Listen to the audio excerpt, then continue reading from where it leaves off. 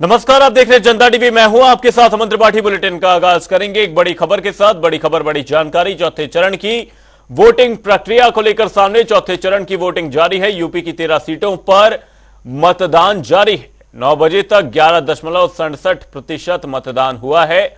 चौथे चरण में यूपी की 13 सीटों पर 130 प्रत्याशी चुनावी मैदान में है। वहीं संवेदनशील बूथों पर सख्त सुरक्षा का पहरा देखा जा रहा है। ये बड़ी खबर, बड़ी जानकारी आपको बता रहे हैं। सुबह 9 बजे तक 11.67% वोटिंग हुई है। सबसे ज्यादा सीतापुर में 14.28% और सबसे कम शाहजहांपुर में 5.94% वोटिंग हुई। वहीं लखीमपुर खीरी में भाजपा कार्यकर्ताओं की पुलिस से झड़प की खबर सामने है। वहीं बहराइच के मटेरिया से सपा विधायक मारिया शाह ई रिक्शा से पोलिंग बूथ पर पहुंची और वोट डाला। वहीं यूपी में आज आपको बता दें, कानपुर, संभल, हाथरस, आगरा, फतेहपुर सीकरी, फिरोजाबाद, मैनपुरी, एटा, बदायूं, बरेली और आंवला में ये वोटिंग देखी जा रही है। बीते चरण की हम बात कर रहे हैं, जहां पर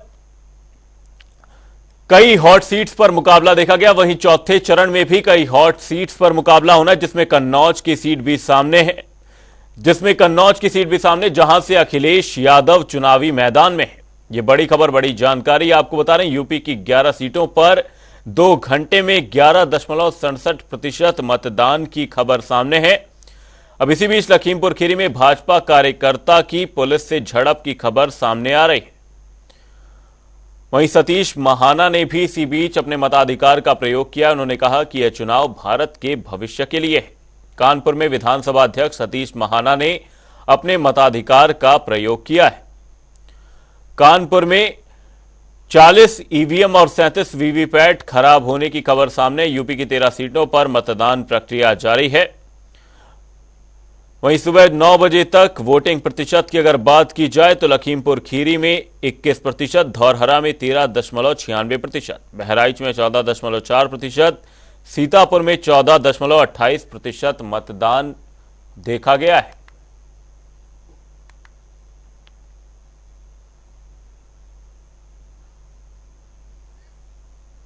बुलेटिन में रुक करेंगे अगली बड़ी खबर की और बड़ी खबर, बड़ी जानकारी सामने। इस वक्त की बड़ी खबर आपको बता दें, चौथे चरण में कई दिग्गज चुनावी मैदान में है। कन्नौज से अखिलेश यादव चुनावी मैदान में है। वहीं अखिलेश की टक्कर सुब्रत पाठक से है। वहीं लखीमपुर खीरी से अजय मिश्रा टेनी चुनावी मैदान में, उन्नाव से साक्षी महाराज मैदान में। आपको बता दें, आज के चौथे चरण के चुनाव में उत्तर प्रदेश की 3 ऐसी सीटें हैं जो हॉट सीट बनी हुई हैं, जिसमें उन्नाव, लखीमपुर खीरी और कन्नौज की सीट शामिल है। जहां कन्नौज से अखिलेश यादव चुनावी मैदान में है।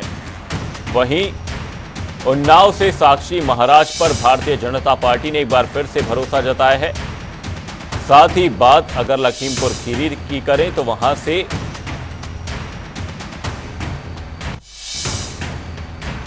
अजय मिश्रा टेनी चुनावी मैदान में है, जिन पर भारतीय जनता पार्टी ने एक बार फिर से भरोसा जताया है। तमाम विरोधों के बावजूद अजय मिश्रा टेनी पर भारतीय जनता पार्टी की ओर से भरोसा जताया गया। चौथे चरण की वोटिंग प्रक्रिया लगातार जारी है। अब ऐसे में मतदाता अपने मताधिकार का प्रयोग करते नजर आ रहे हैं। मतदाताओं में उत्साह देखा जा रहा है।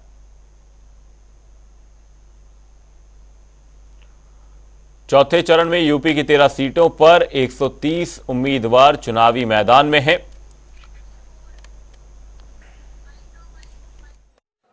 लोकसभा 2024 के लिए चौथे चरण का मतदान आज शुरू हो चुका है।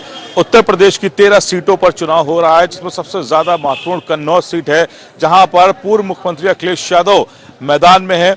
सबसे बड़ी बात यह है कि उनका मुकाबला सुब्रत पाठक से है। जो कन्नौज के अलावा लखीमपुर खीरी की बात की जाए तो वहां पर भी अजय मिश्रा उर्फ टेनी इस बार मैदान में है। उनको लेकर काफी विरोध हुआ था जब किसानों पर उनके बेटे ने गाड़ी चढ़ाई। उसको लेकर आरोप प्रत्यारोप तय भी हुए। लेकिन फिलहाल इस 2 सीटों की बात की जाए, इसके अलावा लखीमपुर खीरी के अलावा सीतापुर है, मिश्रिक है और हरदोई है, उन्नाव है। ऐसे कई महत्वपूर्ण सीटें हैं जहां पर चुनाव हो रहा है। आज सुबह से ही मतदान शुरू हो चुका है। करीब 2.5 करोड़ से ज्यादा जो लोग हैं वो मतदान करने आज निकलेंगे। लेकिन जो परसेंटेज की बात की जाए तो लगातार सवाल खड़े हो रहे थे कि उत्तर प्रदेश में जो मतदान हुआ है उसमें लगातार परसेंटेज घटा है। तो फिलहाल चुनौतीपूर्ण रहेगा इस बार चुनाव आयोग के लिए भी कि मतदान कैसे बढ़ाया जाए। लेकिन सुबह की बात की जाए तो धूप ने भी बहुत तेजी नहीं ली है, यानी कि मतदान के लिए लोग अपने घरों से निकल रहे हैं। हम आपको तस्वीरों में दिखाएंगे कि सभी कतारें जो हैं वो लंबी लंबी सुबह 7 बजे से ही लोग अपने घरों के लिए निकल चुके हैं। खासकर जो बुजुर्गों की बात की जाए वो बढ़ चढ़ कर हिस्सा ले रहे हैं और आज सुबह से ही ये लोग यहाँ पर नजर आ रहे हैं। इस वक्त हम कन्नौज में हैं और कन्नौज की ये सबसे ज्यादा हॉट सीट इसलिए भी हो जाती है क्योंकि भारतीय जनता पार्टी के लिए भी साख जरूर है, क्योंकि पिछली बार की बात की जाए तो जिन 13 सीटों पर आज चुनाव हो रहा है उन 13 सीटों पर भारतीय जनता पार्टी ने 2019 में जीत दर्ज की थी। इस बार अखिलेश यादव कन्नौज से मैदान में है, यानी कि उनके लिए महत्वपूर्ण हो जाता है क्योंकि खुद जो मुख्य विपक्षी चेहरा है यहाँ पर, अगर उनके चुनाव में क्योंकि चुनौती है समाजवादी पार्टी के नेताओं के लिए भी कि उनको जीत दर्ज कराई जाए उनकी। फिलहाल कई तरह के दावे किए गए हैं कन्नौज को लेकर, कई तरह के प्रकरण सामने आए। जब इत्र कारोबारियों पर ईडी की रेड पड़ी उस वक्त भी कहा गया कि कन्नौज को टारगेट किया जाता है और कन्नौज में क्योंकि इत्र नगरी कहलाती है तो यहाँ के कई ऐसे जो कारोबारी हैं वो समाजवादी पार्टी से जुड़े हुए हैं, उसको लेकर ये आरोप प्रत्यारोप लगते रहे हैं। फिलहाल कन्नौज की जनता आज तय करेगी कि उनका अगला सांसद कौन होगा, सत्ता के शिखर तक कौन जाएगा। फिलहाल कन्नौज की बात की जाए तो अलग अलग जगहों पर हमने अभी देखा है कि पोलिंग शुरू हो गई है। फिलहाल 8:30 और 9 बजे की बात की जाए तो तब तक शांतिपूर्ण माहौल में पोलिंग हो रही है, लोग अपने घरों से निकल रहे हैं। अब देखना होगा कि यह आंकड़ा पिछली बार 2019 के मुकाबले ये वोटिंग परसेंटेज बढ़ता है या घटता है। लेकिन मौसम की बात की जाए तो मौसम आज साथ दे रहा है वोटर्स का और कहीं ना कहीं उम्मीद जताई जा रही है कि इस बार वोटिंग परसेंटेज कन्नौज से जरूर बढ़ेगा। कैमरा पर्सन रियाज के साथ तौकीर किदवई, जनता टीवी, कन्नौज।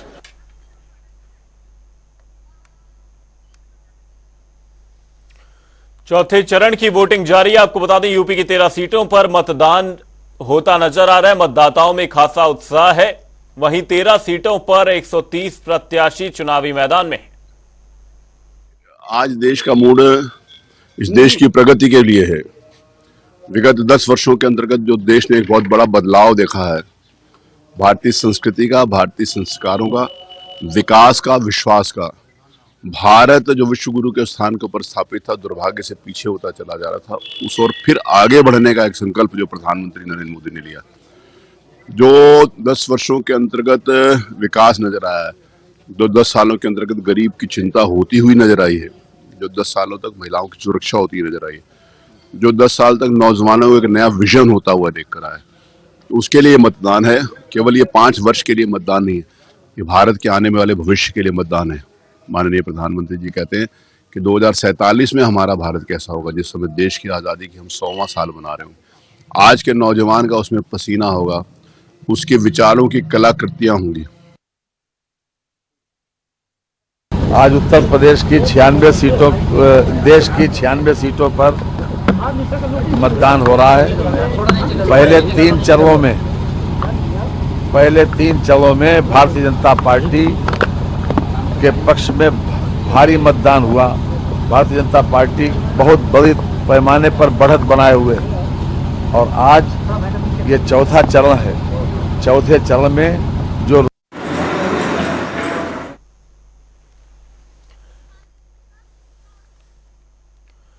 इसी खबर पर बहराइच से हमारे सहयोगी दिवाकर पांडे और कानपुर से हमारे सहयोगी गौरव शुक्ला हमारे साथ जुड़ गए हैं।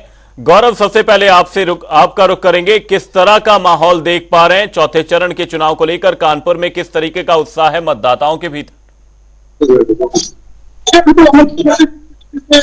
मैं इस समय लोकसभा कस्बे के ये बूथ पर हूँ जहाँ पर लगातार सुबह 7 बजे से ही मतदाता घर से निकल करके मतदान करने के लिए निकले हैं। लोगों में खासा उत्साह दिखाई दे रहा है क्योंकि जो अब कानपुर देहात के अकबरपुर लोकसभा का जो मतदान प्रतिशत है वो अन्य जिलों के हिसाब से बेहतर है, क्योंकि लगभग अब तक 22% जो है मतदान हो चुका है।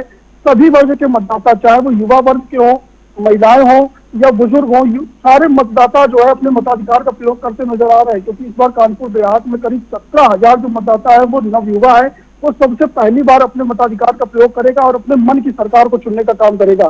क्योंकि यहाँ पर सीधी टक्कर जो है सपा और भाजपा के प्रत्याशी में नजर आ रही है। बसपा का प्रत्याशी भी मैदान में है, लेकिन जो अगर कहा जाए कि कांटे का मुकाबला, वो कहीं ना कहीं एनडीए बनाम जो गठबंधन है उस पर नजर आ रहा है। पोलिंग बूथ पे मैं खड़ा हूँ, जिस तरीके से आपको दिखाऊं ना तस्वीरें की यहाँ पर जो मतदान है वो बेहद शांतिपूर्ण ढंग से चल रहा है। मतदाता अपनी अपनी बारी का इंतजार कर रहा है और सभी मतदाता उस वक्त का इंतजार कर रहे हैं कि जब उन्हें अपने मताधिकार का प्रयोग करने का मौका मिलेगा और वो अपनी वोट की चोट से अपनी सरकार को बनाने का काम करेंगे। हमारे साथ कुछ महिला मतदाता भी, हम उनसे भी बात करेंगे कि किस तरीके से वो जो है अपने मत का प्रयोग कर रहे हैं। क्या नाम है आपका? अच्छा, आप अपने मत का प्रयोग करने आई हैं, वोट डाल दिया जाए। अच्छा, किन मुद्दों को दिमाग में लिया है कि क्या खास होना चाहिए अपने मताधिकार का प्रयोग करने? इसका सीधा ये होना चाहिए भाई बेरोजगारी बंद हो, व्यवसाय बढ़े, ये चीज। कुछ और प्रत्याशी महत्व रखा इस बार या सीधे योगी मोदी या अखिलेश कांग्रेस के तरीके से कुछ दिमाग में रहा है? ये नहीं कह सकते। हमारे साथ और भी मतदाता, उनसे भी बात करेंगे। सर, क्या नाम है आपका? अच्छा, आपने मताधिकार का प्रयोग किया? अच्छा, किन मुद्दों को दिमाग में रख करके इस बार अपने मत का प्रयोग किया? बेरोजगारी, महंगाई, व्यापार बढ़े, रोजगार बढ़े। कुल मिला के चाहते हैं कि नवयुवाओं को रोजगार मिले, कई बार उनको आने का मौका मिले। और क्या मैसेज देना चाहेंगे इन मतदाताओं के लिए? सभी लोग वोट डालें, घर से निकले, बाहर निकले, वोट डालें, अपना अपना आपको मताधिकार में आपको। तो कहीं ना कहीं जिस तरीके से हम कानपुर देहात के अकबरपुर लोकसभा सीट पर जो मतदाता है वो जागरूक नजर आ रहे हैं और शांतिपूर्वक मतदान कर रहे हैं। सुरक्षा व्यवस्था बेहतर है। सभी पुलिसकर्मी जो पोलिंग पार्टियों पे लगाए गए हैं, मतदान केंद्रों पर लगाए गए, वो अपनी ड्यूटी लगातार करते हुए नजर आ रहे हैं। जो वोटर है उनका साफ मन यही है कि बेरोजगारी खत्म हो, युवाओं को रोजगार मिले, बेहतर शिक्षा मिले, महिलाओं को सुरक्षा हो। यही मुद्दे वो दिमाग में लेकर के ही अपने मताधिकार का प्रयोग कर रहे हैं। जी, इसी बीच एक बड़ी खबर सामने, बड़ी खबर बड़ी जानकारी आपको बता रहे हैं। ये बड़ी खबर बड़ी जानकारी इस वक्त की, ये बड़ी खबर आपको बता रहे हैं लोकसभा चुनावों के मद्देनजर ये बड़ी खबर बड़ी जानकारी सामने आ रही है। सीएम योगी आदित्यनाथ ने एक्स पर पोस्ट किया है। सीएम ने मतदाताओं से मतदान की अपील की है। सीएम ने कहा, विकास, सुरक्षा, सम्मान के लिए वोट करें।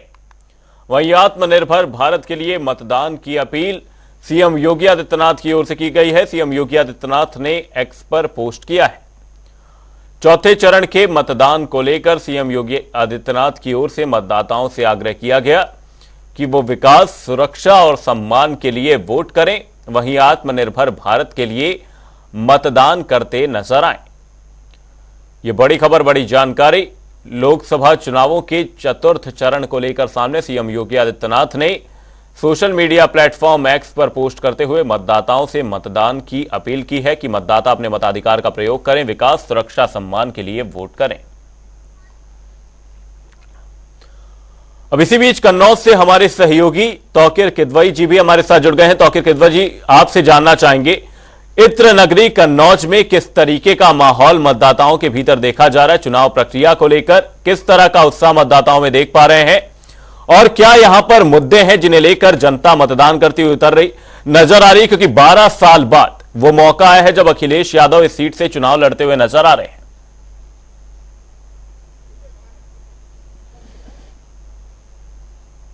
शांतिपूर्ण मतदान है। सिर्फ एक छिबरा मोड़ टेकिया जो गांव है वहां के बारे में बताया जा रहा है कि थोड़ी देर के लिए बाकी हुई थी यहाँ की पोलिंग। लेकिन कन्नौज की बात की जाए तो हम सुबह से ही कन्नौज में है और यहाँ पे जो लोग हैं वो सुबह से निकले हुए हैं और शांतिपूर्ण मतदान है। आप तस्वीरों में देखेंगे ये उम्र है और ये जज्बा है वोटिंग का।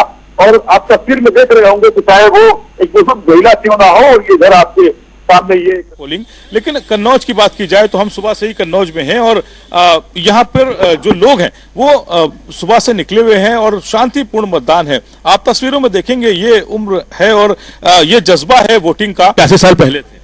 मुद्दे वही हैं। पुराना मुद्दा क्या मुद्दे हैं? कमल का फूल। देखिए, ये सब पुराने ऐसे लोग हैं जो एक जमाने से वोटिंग करते चले आ रहे हैं। इनका कहना है कि ये वोटिंग में जब बढ़ चढ़ कर हिस्सा लेते हैं। लेकिन बात आपने कन्नौज की तो कन्नौज के इतिहास पे थोड़ी सी बात जरूर होनी चाहिए कि अखिलेश यादव यहाँ पर मैदान में है। 2003 से वो यहाँ पर सांसद रहे और करीब 23 साल बाद भाजपा के जो प्रत्याशी सुब्रत पाठक वो यहाँ पर जीत दर्ज कर पाए थे 1996 के बाद। भाजपा का जो प्रत्याशी था वो 2019 में जीत दर्ज कर पाए। अखिलेश यादव का गढ़ जरूर कहलाता है, कई बार उन्होंने चुनाव जीता, 2009 में भी वो चुनाव जीत कर आए थे और उसके बाद जब यहां पर उनकी सरकार बनी उत्तर प्रदेश में तो उपचुनाव में डिंपल यादव ने यहां से जीत दर्ज की, यानी कि उनकी पत्नी यहां से सांसद हो गई। अब जो समीकरण है वो बदले हुए नजर आते हैं, क्योंकि बड़ी जीत सुब्रत पाठक भी दर्ज कर चुके हैं यहां से 2019 में। फिलहाल दोनों लोग एक बार मैदान में फिर हैं आमने सामने। अखिलेश यादव अपने पुराने गढ़ कहला सकता है उनका कन्नौज, वहां से मैदान में है। चुनाव जरूर दिलचस्प है, कई तरह के समीकरण भी बदले, क्योंकि अखिलेश यादव ने ऐन मौके पर आकर यह ऐलान किया कि वो कन्नौज से मैदान में होंगे, तो कहीं ना कहीं चुनाव जरूर महत्वपूर्ण है, क्योंकि पूर्व मुख्यमंत्री खुद इस सीट से चुनावी मैदान में है, उनके परिवार के लोग इस चुनाव यहां पर चुनाव लड़ते रहे हैं। सुब्रत पाठक भी कई बार किस्मत आजमा चुके हैं, लेकिन 2019 में उन्हें सफलता मिली। 1996 में चंद्रभूषण जो भाजपा के लोकसभा प्रत्याशी थे, उन्होंने जीत दर्ज की थी। उसके करीब 23 साल बाद सुब्रत पाठक यहां से जीत पाए भाजपा के दूसरे प्रत्याशी के तौर पर। फिलहाल चुनाव महत्वपूर्ण है और सबसे बड़ी बात यह है कि कन्नौज में 11% से ज्यादा की वोटिंग हुई है और ये तीसरा ऐसा जिला है आज का, यानी कि सीतापुर बहराइच के बाद, जहां पर 11% से ज्यादा वोटिंग सुबह 9 बजे के आसपास हुई थी। फिलहाल वोट प्रतिशत लगातार बढ़ रहा है। तस्वीरों में आप देखेंगे लोग अपने घरों से निकले हैं, मतदान कर रहे हैं। और ये तस्वीर सुबह से थोड़ी सी बदली है, क्योंकि जब हम सुबह 7 बजे यहां पर थे तो वहां पर जब पोलिंग शुरू हुई थी तो कई ऐसे पोलिंग स्टेशन है जहां पर बाहर तक लाइन पहुंच चुकी थी। यानी कि मौसम की भी कुछ मार है, जहां से गर्मी का जब रुख बढ़ रहा है तो लोग अपने घरों से कम निकल रहे हैं, लेकिन सुबह के समय भरपूर वोटिंग हुई है कन्नौज में। लोग अपने घरों से निकले हैं और इस पूरे मतदान के महापर्व में हिस्सा लिया है। इस वक्त थोड़ी सी पोलिंग घटी है, क्योंकि मौसम थोड़ा सा यहां पर अब धूप ने तेजी ले ली है, लेकिन यह माना जा रहा है कि अभी थोड़ी सी वोटिंग परसेंटेज जरूर डाउन होगा। लेकिन जैसे जैसे मौसम का रुख बदलेगा, सूरज अपनी गर्मी कम करेगा, लोग अपने घरों से जरूर निकलेंगे और मतदान में हिस्सा लेंगे। महत्वपूर्ण जिला भी है और कहीं ना कहीं दिल्ली के रास्ता तय करने में कन्नौज की बड़ी भूमिका भी होगी। जी, इसी बीच सीएम योगी आदित्यनाथ ने क्या कुछ ट्वीट किया है आपको दिखाते हैं। तौकीर जी बने रहिएगा हमारे साथ। सीएम योगी आदित्यनाथ ने ट्वीट करते हुए लिखा, लोकसभा चुनाव 2024 का आज चतुर्थ चरण है। सभी सम्मानित मतदाताओं से अपील है कि विरासत और विकास के लिए, देश की सुरक्षा व सम्मान के लिए, आत्मनिर्भर और विकसित भारत की संकल्पना के लिए मतदान अवश्य करें। आपका एक एक वोट निर्णायक है। याद रहे, पहले मतदान फिर जलपान।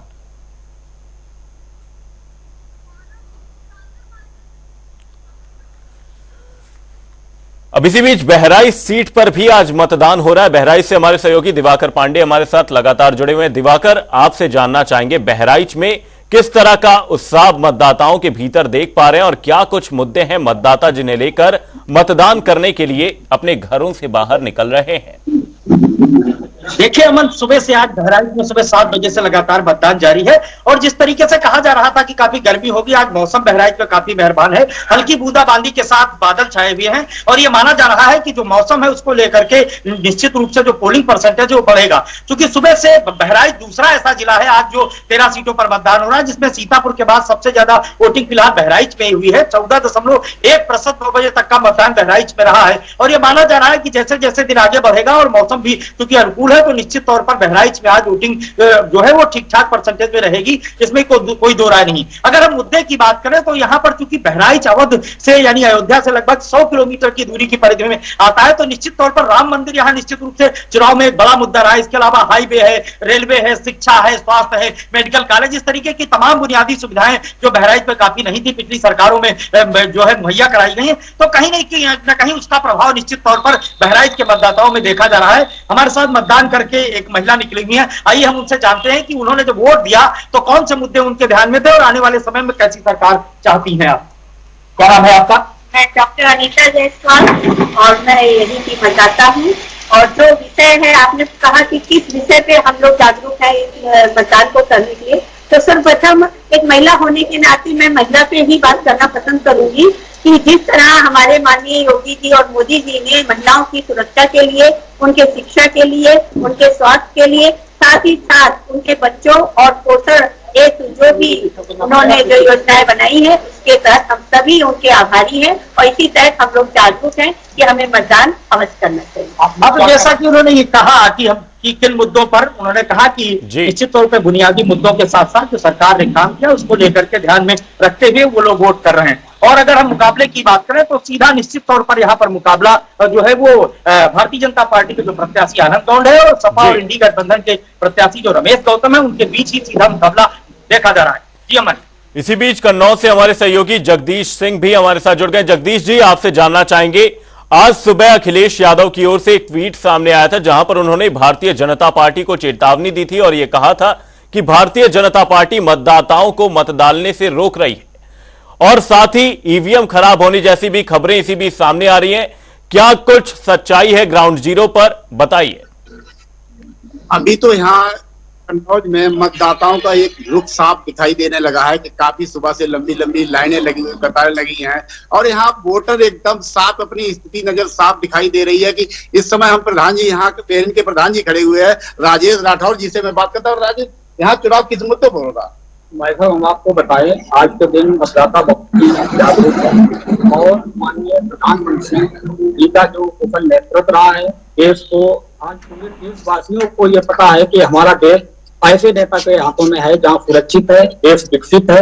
तो और इसके बाद में जो पूरे देश के हिंदू समाज की जो आस्था है भगवान राम के मंदिर का, जहाँ पता चले 500-550 साल इतना विवाद चला, लाखों जो कार सेवक हैं वो मारे गए। हिंदू धर्म की आस्था को इन लोगों ने बहुत ही ठोकर पहुंचाई है।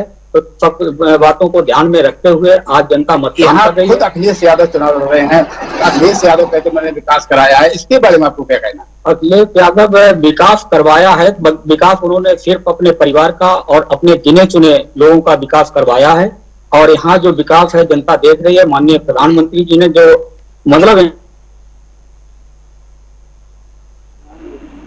देश भर की 96 सीटों पर मतदान हो रहा है। चौथे चरण में यूपी की 113 सीटों पर 130 प्रत्याशी चुनावी मैदान में। बहुत बहुत धन्यवाद आप सभी सहयोगियों का तमाम जानकारी के लिए। बुलेटिन में रुक करेंगे एक बड़ी खबर की ओर। बड़ी खबर, बड़ी जानकारी सामने फर्रुखाबाद से। ये बड़ी खबर, बड़ी जानकारी आपको बता रहे इस वक्त की ये बड़ी खबर, बड़ी जानकारी। मोहनलाल कॉलेज मतदान केंद्र पर अंधेरा छाया है। मोबाइल की रोशनी में वोट डाले जा रहे हैं। थाना मऊदर बाजा क्षेत्र का यह मामला है। ये बड़ी खबर, बड़ी जानकारी। मोहनलाल कॉलेज मतदान केंद्र पर अंधेरा छा गया है। मोबाइल की रोशनी में इस दौरान वोट डाले जा रहे हैं। थाना मऊदर वाला क्षेत्र का ये पूरा मामला है। ये बड़ी खबर, बड़ी जानकारी। मतदान में एक तरह से रुकावट देखी जा रही। मोहनलाल कॉलेज मतदान केंद्र पर अंधेरा छा गया है। मोबाइल की रोशनी में इस दौरान वोट डाले जा रहे हैं। थाना मऊदर वाला क्षेत्र का यह पूरा मामला है। यह बड़ी खबर, बड़ी जानकारी। तस्वीरों में आप देख सकते हैं कि किस तरीके से मोबाइल की रोशनी में मतदाता अपने मताधिकार का प्रयोग करते नजर आ रहे हैं।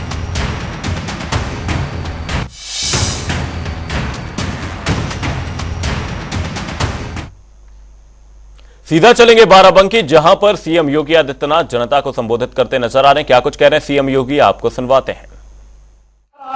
बाबा साहब भीमराव अम्बेडकर ने विरोध किया था। इस बार उन्होंने क्या शरारत की थी? इस बार शरारत की थी कि मुसलमानों की कुछ जाति को अनुसूचित जाति में शामिल कर देंगे। भारतीय जनता पार्टी ने इसका विरोध किया, कहा था कि अपने गरीब दलितों का, वंचितों का, पिछड़ी जाति के लोगों के हकों पर डकैती डालने की छूट कांग्रेस को नहीं देगी। तब जाके ये सपा और कांग्रेस के लोग जो बोल रहे हैं ना, इस सफेद झूठ में सच्चाई यह है ओबीसी और एससी एसटी के आरक्षण पर सेल लगाने का काम इन लोगों ने किया था। तो भारतीय जनता पार्टी ने इनको सेल नहीं लगाने दिया, अन्यथा आपका अधिकार मुसलमानों को सौंप देते। प्रधानमंत्री ने कहा ही था, उन्होंने कहा ही था कि देश के संसाधनों पर पहला अधिकार मुसलमानों का है। और आज भी कांग्रेस यही कह रही है, कांग्रेस आज भी यही कह रही है। यानी श्री राहुल गांधी का बयान आपने पढ़ा होगा, उन्होंने कहा गरीबी एक झटके में हटा देंगे। अरे 65 वर्षों तक देश में शासन किए, तब तो कुछ किए नहीं, और आज एक झटके में कैसे हटा देंगे? एक पत्रकार ने जब उनसे प्रश्न किया तो इन्होंने कहा कि एक झटके में हटा देंगे। कहा इसके लिए क्या करेंगे? उसने कहा हर नागरिक की संपत्ति का सर्वे करवाएंगे और फिर उसमें विरासत टैक्स लगा देंगे। विरासत टैक्स का मतलब आप जानते हैं ना, आपके बाप दादाओं ने जो संपत्ति बनाई है उस संपत्ति में से आधा हिस्सा कांग्रेस और सपा के गुंडे जबरदस्ती ले लेंगे। क्या आप इसको स्वीकार करेंगे? क्या स्वीकार करेंगे? क्या? बुलेटिन में फिलहाल के लिए सिर्फ इतना ही। कहीं जाएगा नहीं जनता डी पर खबरों का सिलसिला रहेगा जारी। तब तक के लिए नमस्कार।